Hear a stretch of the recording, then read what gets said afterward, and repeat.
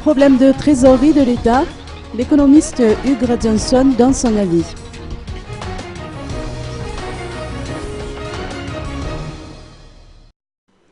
Les efforts fournis pendant ces 4 dernières années pour jongler avec les recettes, les dépenses et le financement des déficits afin d'assurer l'équilibre de la trésorerie de l'État sont à la limite du possible ou de l'impossible, c'est selon de sources auprès du Trésor public. L'économiste Hugh Johnson s'est exprimé sur ce problème de trésorerie de l'État.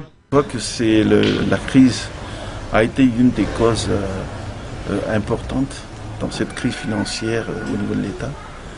Le fait que les entreprises ne peuvent plus augmenter leur chiffre d'affaires à cause de la baisse des revenus des ménages n'a pu combler donc le déficit du Trésor.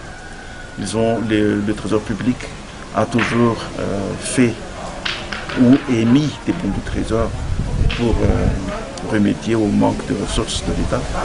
Mais actuellement, même les banques n'ont plus de ressources pour financer ces bons du Trésor. Et je crois que la seule solution, c'est d'abord de résoudre la crise. La seconde solution, c'est de permettre aux entreprises de redémarrer, parce que les entreprises actuellement sont auprès de la faillite. Et je crois qu'il faut vraiment mettre en place des dispositifs pour que les entreprises soient en bonne santé.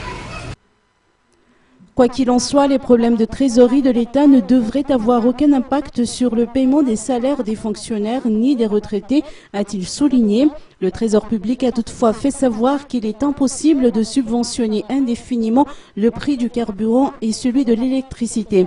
Hugh Johnson estime que cette situation risque de favoriser le secteur informel en cette période de crise. Mais c'est normal, en période de crise, l'évasion fiscale est toujours au top.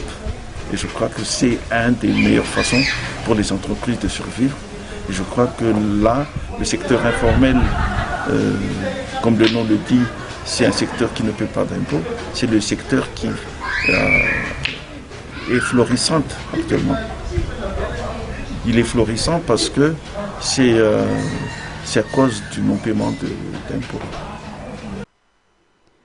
Pour ce qui est de la corruption, thème développé hier par le Cercle des réflexions des économistes de Madagascar, il s'agit, selon ses dires, d'une pratique de la société basée sur le concept du Fievan. Tant que le Fievan règne, la corruption existera toujours, a-t-il laissé entendre.